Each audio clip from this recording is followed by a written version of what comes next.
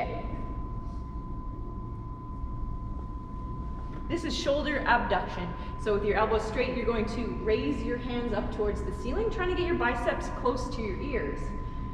So right now, Maddie's biceps are a little far away from her ears. If I help her a little bit, we can get there. So she's got the flexibility, just not the mobility yet, to get there. So with this test, you want to raise and lower your shoulders, keeping your biceps close to your ears. If your biceps don't stay close to your ears, that's a limited test. Another thing we look for is that from a side angle, that her arms are covering her ears as opposed to looking like that. You can see your ears. So that's a limited test as well. So if you have a limited test, here's some things you can do. First, we're going to start with a landmine press. So you'll need a barbell for this one. And I'll get Maddie to just go down on one knee. You can do this standing as well, but we'll do it from a kneeling. And you're just going to press that barbell up. And we're going to do about 6 per side to start. And then we'll do whatever we do on one side, we want to do on both sides. Another exercise you can do is a one-arm press with a dumbbell or a kettlebell. So just trying to get that bicep close to your ear as possible. Another movement we can do is a shoulder press. So again, you'll need a barbell or maybe even a broomstick or a dowel. Just pressing straight up into the ceiling, making sure that you're pressing all the way up, your elbows are locked out. Another option that requires even more mobility is a behind the neck press. So your grip is going to be as wide as you can comfortably manage. You're just going to press up to that full extension. So that's a behind the neck press.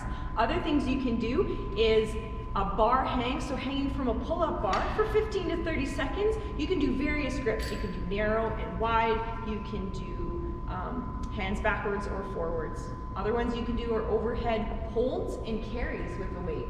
So just holding that weight overhead, trying to get that bicep as close to your ear as possible. Other things we can do is thoracic spine rotation and extension drills. So I'm going to get Maddie to get down to the floor here. And we're going to do thread the needle. So on your hands and knees, with one arm you're going to thread it through underneath, come down to your cheek, and she's getting a nice stretch in her upper back here. And so you're going to hold that for 15 to 30 seconds on one side before you move on to the other side, making sure that you're breathing throughout this. Next one we're going to do is a perfect stretch. So with your hand behind your head is one option. You're going to get that elbow up to the ceiling, feeling that stretch in your thoracic spine, and then bringing that elbow down towards the floor. We're going to do about 6 of these per side, nice and slow. Another thing you can do is foam rolling and cat-cow. So with a foam roller on your thoracic spine, so that upper back, give your body a hug, and we're just going to roll that upper back out about 5 times. After that, you're immediately going to go into a cat-cow. So on your hands and knees, you're going to let your belly drop and your chin look up towards the ceiling, and then you're going to round through that back and let your chin drop. So you're going to do 5 foam rolls and 5 cat-cows. You can do 2 to 3 rounds of all of this stuff in order to improve your shoulder abduction.